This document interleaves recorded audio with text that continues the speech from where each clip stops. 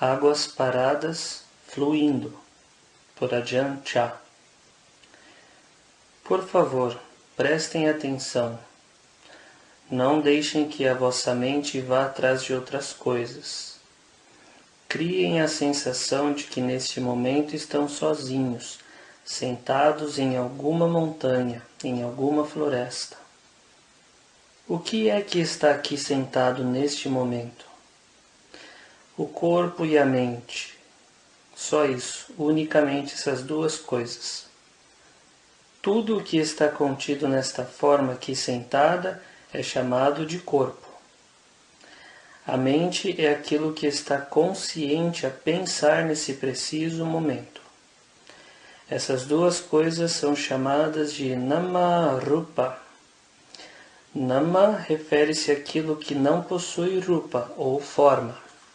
Todos os pensamentos e sensações, ou os 4 khandhas, sensações, percepções, fabricações e consciência, são nama. Nenhum deles possui forma. Quando os olhos veem formas, essas formas são chamadas de rupa, enquanto que a consciência é chamada de nama. Juntas chamam-se namarupa, ou simplesmente corpo e mente. Compreendam que aqui sentados no presente momento estão somente o corpo e a mente. Mas nós confundimos esses dois um com o outro. Se quiseres paz, tens de saber o que eles na verdade são. A mente no seu presente estado ainda está destreinada, está turva, não está límpida. Ainda não é a mente pura. Temos de continuar a treinar através da prática da meditação. Há quem pense que meditação significa estar sentado numa posição especial, mas na verdade estar de pé, sentado, andando, deitado, são tudo veículos para a prática de meditação. Podes praticar a qualquer altura.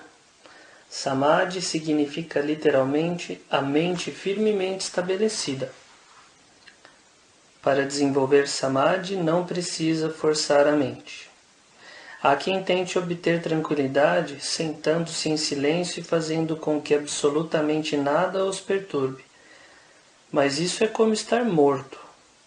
A prática de Samadhi existe para desenvolver sabedoria e entendimento. Samadhi é a mente firme, a mente unificada. Em que ponto ela está firme? Está fixa no ponto de equilíbrio. Esse é o seu ponto. Mas as pessoas praticam meditação tentando silenciar as suas mentes. Elas dizem, tento sentar-me em meditação, mas a minha mente não para por um instante. Neste momento está aqui, já está ali. Como é que posso fazer pará-la? Não precisa de fazer pará-la. Esse não é o objetivo. Onde existe movimento é onde o entendimento surge. As pessoas reclamam, ela foge e eu trago-a de volta. Depois torna a fugir e eu a volto a trazê-la novamente. É assim. Elas se sentam e puxam para frente e para trás.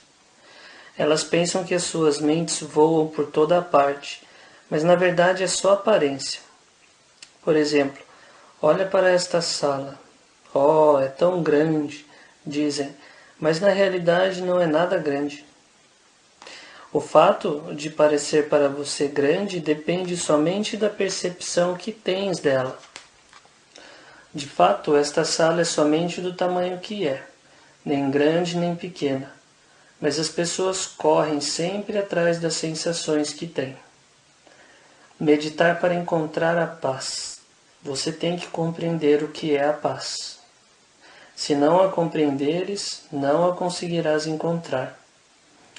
Por exemplo, suponha que hoje trouxeste contigo para o mosteiro uma caneta muito cara.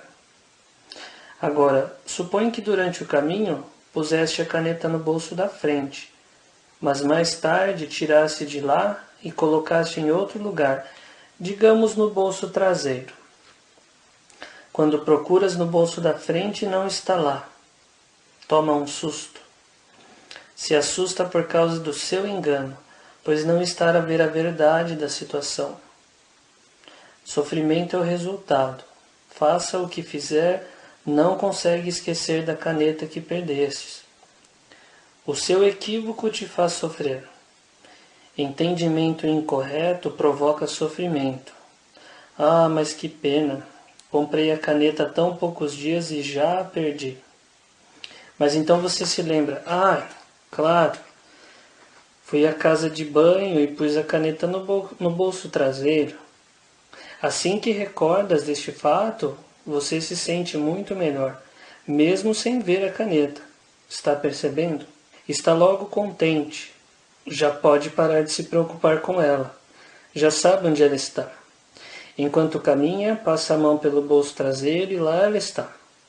A tua mente esteve o tempo todo a te enganar. A tua preocupação, na verdade, surgiu da sua ignorância.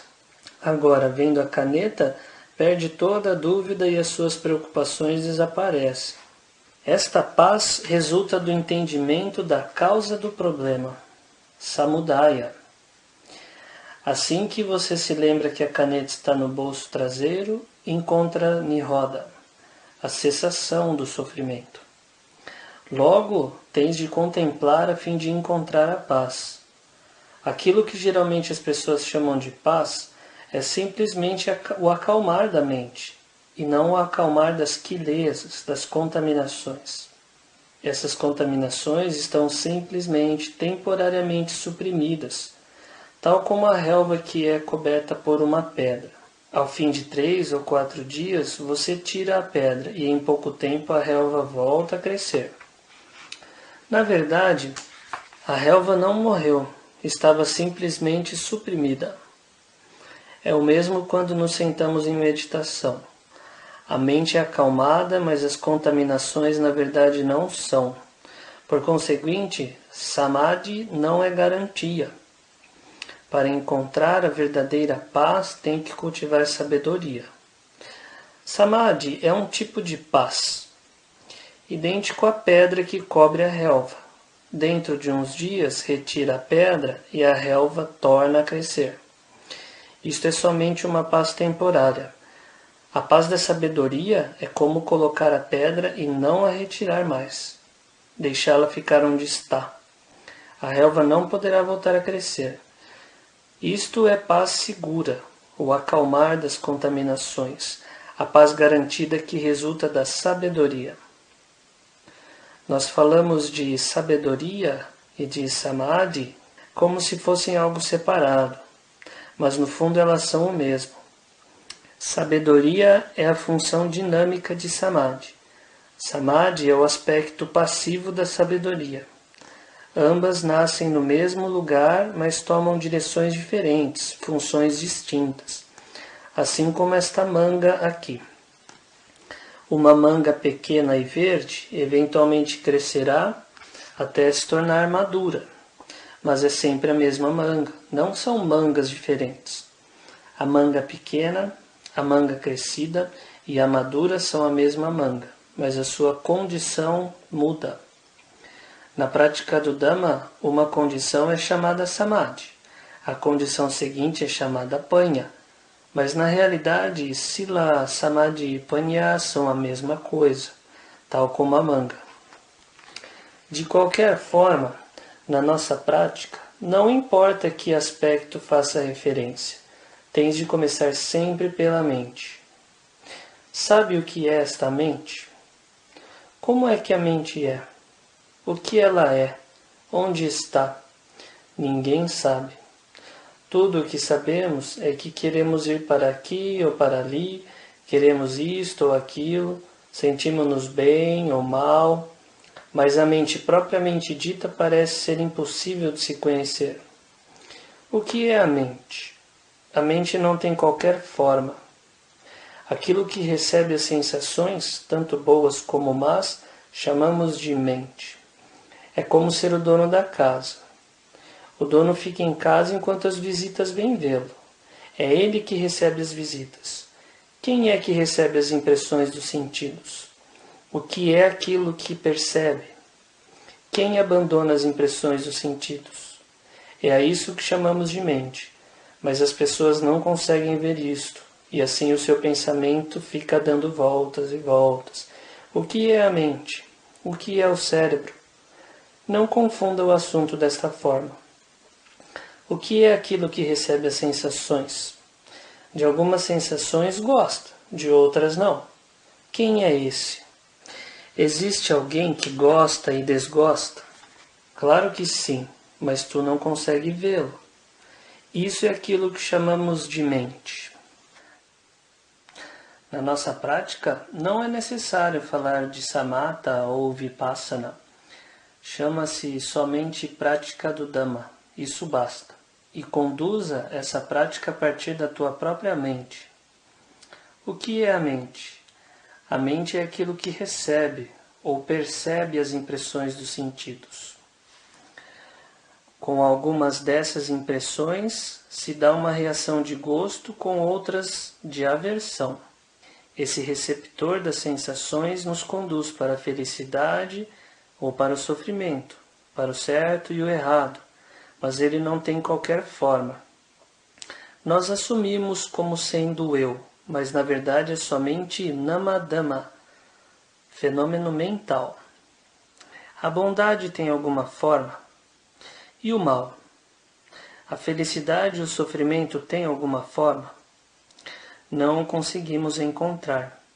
Eles são redondos ou quadrados, curtos ou compridos. Consegue vê-los? Essas coisas são namadama. Não podem ser comparadas a coisas materiais. Não têm forma. Mas nós sabemos que elas existem. Aí começamos a prática pelo acalmar da mente. Colocamos atenção plena na mente. Se a mente estiver plenamente atenta, estará em paz. Algumas pessoas não se inclinam para a atenção, só querem a paz.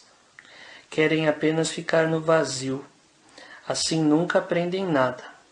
Se não possuirmos aquele que sabe, em que é que iremos basear a nossa prática?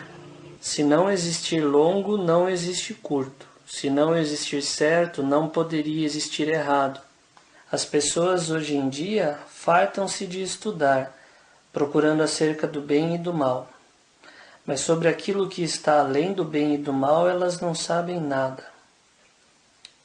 Só o que sabem é o que está certo e o que está errado.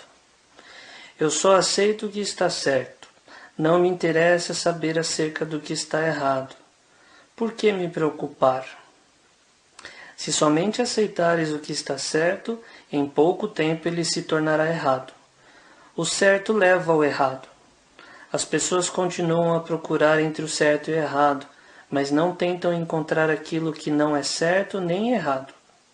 Elas estudam acerca do bem e do mal, procurando a virtude, mas não sabem nada acerca daquilo que está além do bem e do mal.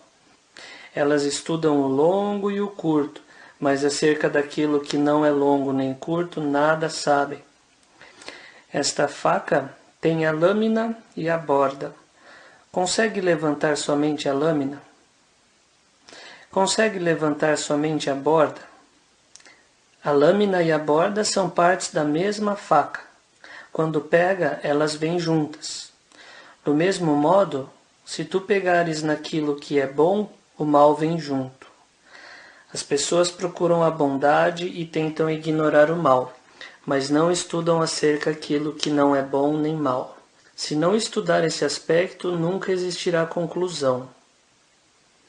Se pegar a bondade, a maldade vem junto. Se pegar a felicidade, o sofrimento vem junto. A tendência de nos apegarmos à bondade e rejeitarmos a maldade é como o drama das crianças. É como um brinquedo. Claro que sim, pode pegar só nesse tanto, mas se você agarrar a bondade, a maldade vem atrás.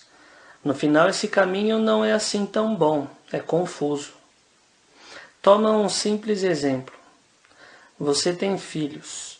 Agora, supõe que você só quer dar amor e nunca você quer se zangar. Essa é a forma de pensar de quem não percebe nada acerca da natureza humana. Se você se agarrar ao amor, o ódio vem atrás. Do mesmo modo, as pessoas decidem estudar o Dhamma para desenvolverem a sabedoria. Estudam o mal e o bem da melhor maneira possível. Tendo conhecido o bem e o mal, o que é que elas fazem? Tentam apegar-se ao bem, e o mal vem logo em seguida. Elas não estudam aquilo que está além do bem e do mal. Isso é o que você deve estudar. Eu vou ser como este, eu vou ser como aquele.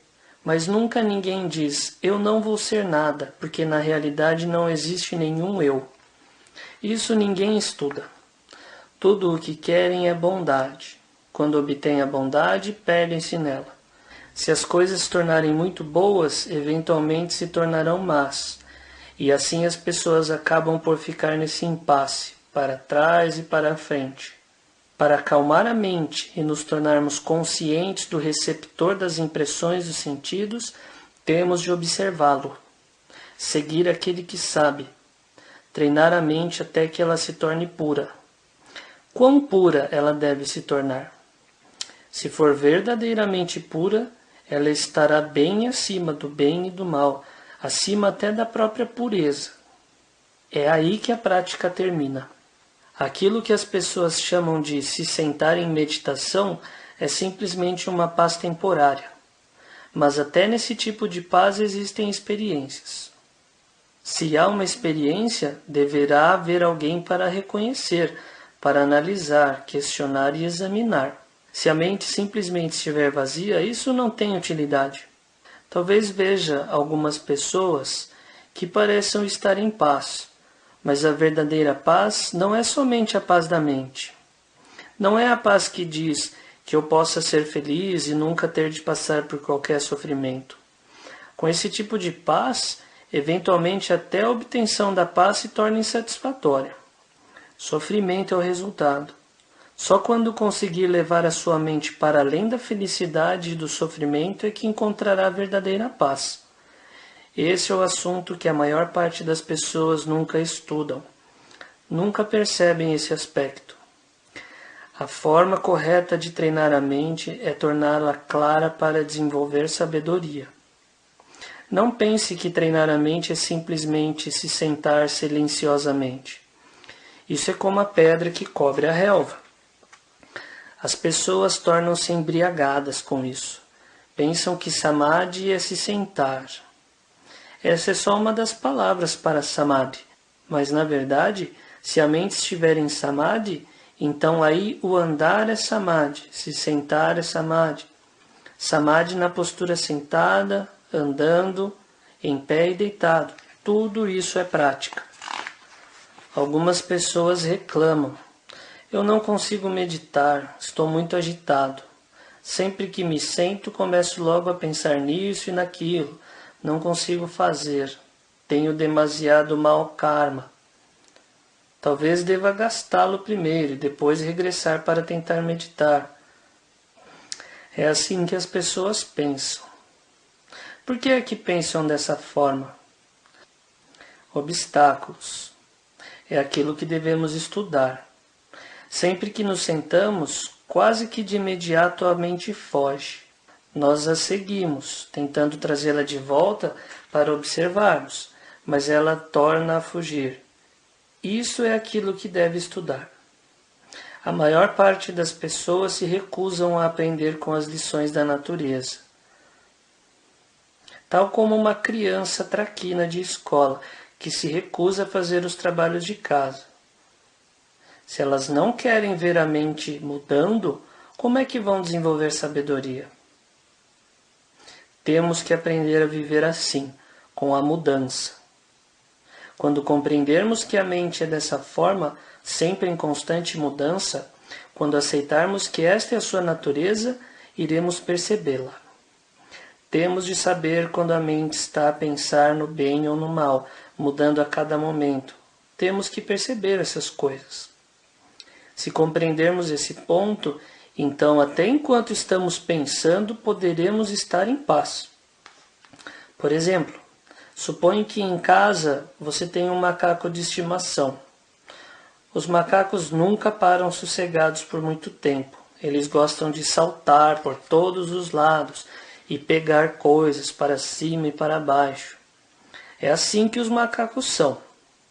A sua natureza é essa. Agora você se ordena e vê os macacos daqui. Esses macacos também não param sossegados, também saltam de um lado para o outro, mas eles não te incomodam. Por que eles não te incomodam? Porque antes você já criou um macaco e sabe como eles são. Ainda que conheça um só macaco, não importa quantas províncias você vá, não importa quantos macacos você veja, não se incomodará com eles. Isso é alguém que percebe os macacos. Se percebermos os macacos, não nos tornaremos um. Se não os percebermos, poderemos nos tornar um macaco. Compreende? Quando vê um macaco tentando pegar isso e aquilo, pulando, e você grita, ei, você fica zangado, aquele macaco. Isso é alguém que não percebe os macacos. Quem os conhece, quem os percebe, vê que o macaco em casa e o macaco no monastério são idênticos. Para que irritar-se com eles? Quando você perceber como eles são, isso é o suficiente para ficar em paz. A paz é assim. Temos que conhecer as sensações. Umas são agradáveis, outras desagradáveis, mas isso não importa. Isso é problema delas. Tal como o macaco, todos os macacos são o mesmo. Nós compreendemos as sensações como sendo por vezes agradáveis, outras vezes não. Essa é a sua natureza, não pode ser de outra forma. Devemos percebê-las e saber como deixá-las passar. As sensações são incertas, instáveis. Elas são efêmeras, imperfeitas. Elas não têm donos. Tudo aquilo que sentimos é desse modo. Quando os olhos, ouvidos, nariz, língua, corpo e mente recebem sensações, nós as conhecemos, assim como conhecemos os macacos. Então podemos ficar em paz. Quando as sensações surgirem, busque identificá-las. Por que é que você corre atrás delas? As sensações são incertas. Neste momento são de uma forma, no momento seguinte de outra. Elas existem dependentes da mudança. A respiração sai e depois tem que entrar. Tem que existir essa mudança. Tente somente respirar para dentro. Consegue fazer? Ou tente só respirar para fora, sem respirar para dentro. Consegue fazer? Se não existisse essa mudança, por quanto tempo você poderia viver? Tem que existir a inalação e a exalação. As sensações são o mesmo. Essas coisas têm de existir. Se não existissem sensações, não poderia desenvolver a sabedoria. Se não existisse o errado, não poderia existir o certo. Primeiro tem que estar certo para poder ver o que é errado. E tem que primeiro perceber o que é errado para poder estar certo. É assim que as coisas são. Para o estudante verdadeiramente dedicado, quanto mais sensações, melhor. Mas muitos meditadores fogem das sensações. Eles não querem ter que lidar com elas. É como a criança traquina que não vai para a escola, nem quer ouvir o professor. Essas sensações nos ensinam. Só quando as reconhecemos é que estamos praticando o Dhamma. A paz em meio às sensações é como compreender os macacos. Quando realmente os compreender, eles deixam de te incomodar. A prática do Dhamma é assim. Não é o caso em que o Dhamma esteja muito distante. Ele está aqui conosco. O Dhamma não é sobre os anjos ou qualquer coisa assim. É simplesmente acerca de nós, acerca daquilo que estamos fazendo nesse momento. Observa a ti mesmo.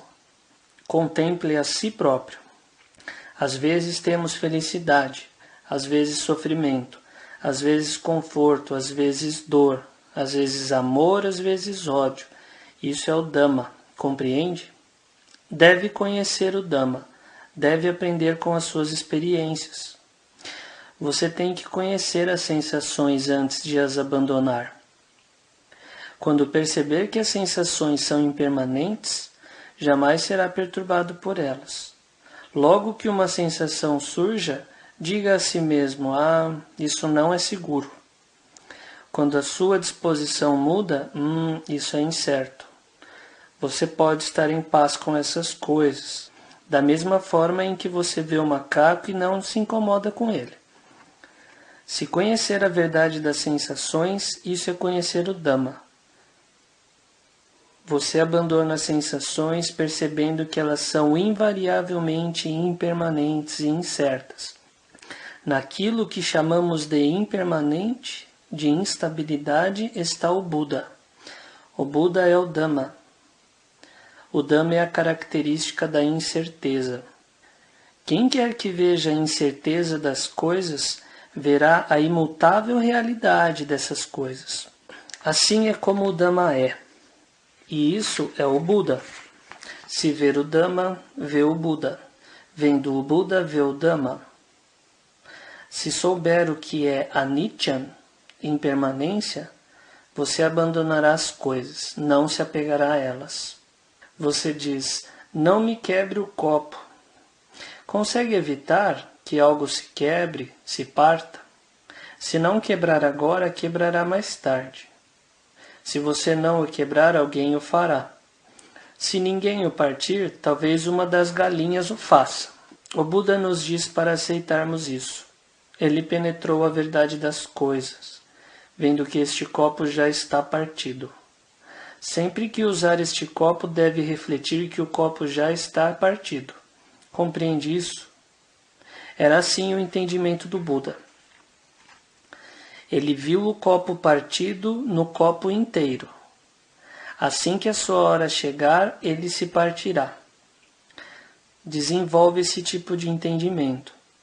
Usa o copo, cuida dele, até que um dia ele escorrega e quebra. Não há problema. Por que é que não há problema? Porque você viu a quebra do copo antes que ele se quebrasse. Mas geralmente as pessoas dizem, gosto tanto deste copo, espero que ele nunca se parta. Mais tarde o cão o quebra. Eu mato esse cão. Odeia o cão porque ele quebrou o copo. Se um dos seus filhos o quebra, também o odeia. Por que isso? Porque você se represa e a água deixa de fluir. Você construiu uma represa sem comporta. A única coisa que a represa pode fazer é arrebentar, certo? Quando constrói uma represa, tem que construir também uma comporta. Quando a água subir muito de nível, poderá fluir sem problema. Quando está cheia até em cima, você abre a tua comporta. Tem que ter uma válvula de segurança como esta. Impermanência é a válvula de segurança daqueles que são nobres. Se você possuir uma válvula de segurança, estará em paz. Em pé, caminhando, sentado, deitado, a prática é constante, usando sati para guardar e proteger a mente. Isto é samadhi e sabedoria. São ambas a mesma coisa, mas possuem aspectos diferentes. Se percebermos a incerteza de forma clara, veremos nela aquilo que é garantido e verdadeiro. A verdade é que todas as coisas têm que inevitavelmente ser dessa forma. Elas não podem ser de outra maneira. Compreende? Ainda que saiba só esse tanto, poderá compreender o Buda e de direito fazer-lhe reverência. Desde que não abandones o Buda, não sofrerás. Assim que o faças, irás sentir sofrimento. Logo que abandone as reflexões sobre a transitoriedade, imperfeição e que as coisas não têm dono, o sofrimento surge imediatamente. Ainda que só consiga praticar esse tanto, será o suficiente. O sofrimento não surge. Ou se surgir, você facilmente o acalmará. E isso será a causa para o sofrimento não surgir no futuro. Isto é o fim da nossa prática, no ponto em que o sofrimento não surge.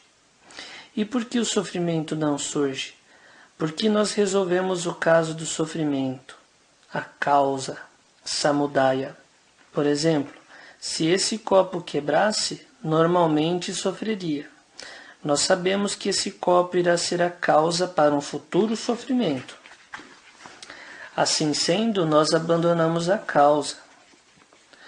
Todos os Dhammas surgem devido a uma causa. Eles também se extinguem devido a uma causa. Assim, se existir sofrimento devido a esse copo, devemos abandonar a causa. Se de antemão refletimos que esse copo já está partido, ainda que não esteja, a causa deixará de existir. Quando não houverem mais causas, esse sofrimento deixa de se manifestar, ele desaparece. Isso é a cessação. Não necessita ir além deste ponto, só isso basta. Contempla isso na sua mente. Basicamente, todos vocês deveriam ter os 5 preceitos como fundação de conduta. Não é necessário estudar o Tipitaka. Primeiro, concentra-se nos 5 preceitos. De início, cometerás erros. Quando você perceber isso, pare, volte atrás e estabeleça de novo os teus preceitos. Talvez se perca e cometa outro erro. Quando se aperceber, restabeleça. Praticando dessa forma, a sua sati irá melhorar e se tornar mais consistente, tal como as gotas de água saindo da cafeteira. Se só inclinarmos um pouco a cafeteira, as gotas saem devagar. Plop, plop, plop. Se a inclinarmos um pouco mais, as gotas se tornam mais rápidas. Plop, plop, plop. Se a inclinarmos ainda mais, os plops desaparecem e a água flui numa corrente irregular. Nós temos que falar acerca do Dhamma desta forma, usando comparações, porque o Dhamma não tem forma. Ele é quadrado ou redondo? Você não pode dizer.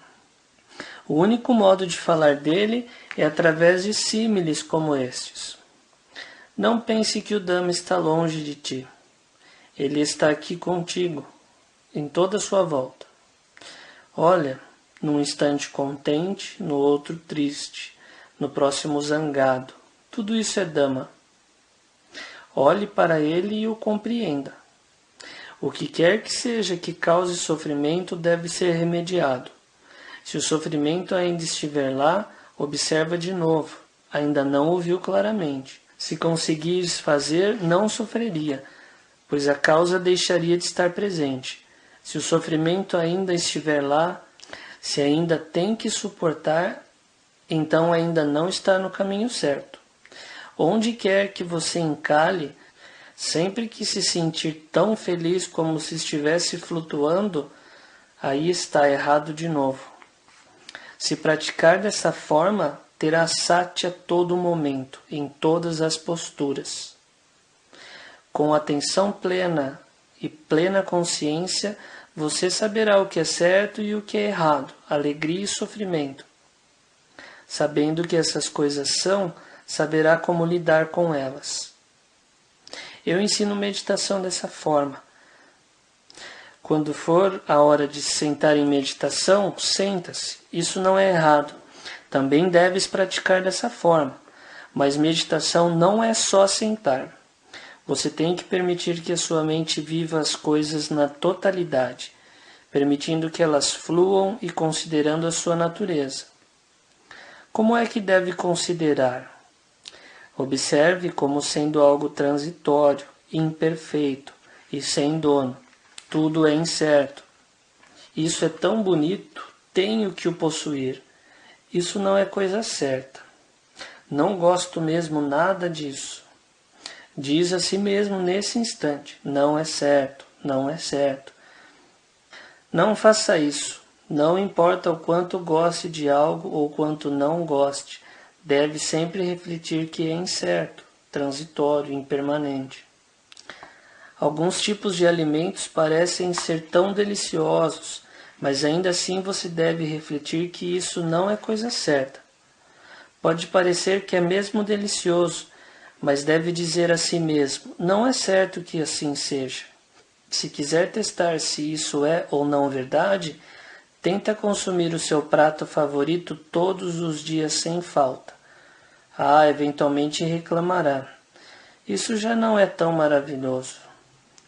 E pensará, na verdade eu prefiro aquele outro prato. Também não é coisa certa. Tem que permitir que as coisas fluam, tal como a inalação e a exalação. A respiração está dependente da mudança. Tudo depende da mudança desta forma. Estas coisas estão aqui conosco, não em outro lugar. Se deixarmos de duvidar, quer sentados, em pé, caminhando ou deitados, estaremos em paz. Samadhi não é só sentarmos. Algumas pessoas sentam-se até cair em torpor. É como se estivessem mortas. Nem conseguem distinguir o norte do sul. Não leve as coisas ao extremo. Se sentirem sono, muda a sua postura e anda. Desenvolva sabedoria. Se realmente estiver cansado, então descansa. Assim que acordar, continua a prática. Não se deixe levar pelo torpor. É assim que tem que praticar. Mantenha a razão, a sabedoria e a circunspecção. Comece a praticar a partir da sua própria mente e do seu corpo, os vendo como impermanentes. Todo o resto é igual. Lembra-se disso quando pensares que a comida é muito deliciosa. Deve dizer isso a si próprio. Isso é incerto. De início tem que ir devagar. Tem que perceber as coisas dessa forma. Sempre que gostar de algo, diga a si próprio. Isso é incerto. Você tem que de alguma forma ir contra a tendência normal das coisas, para realmente poder ver o Dhamma.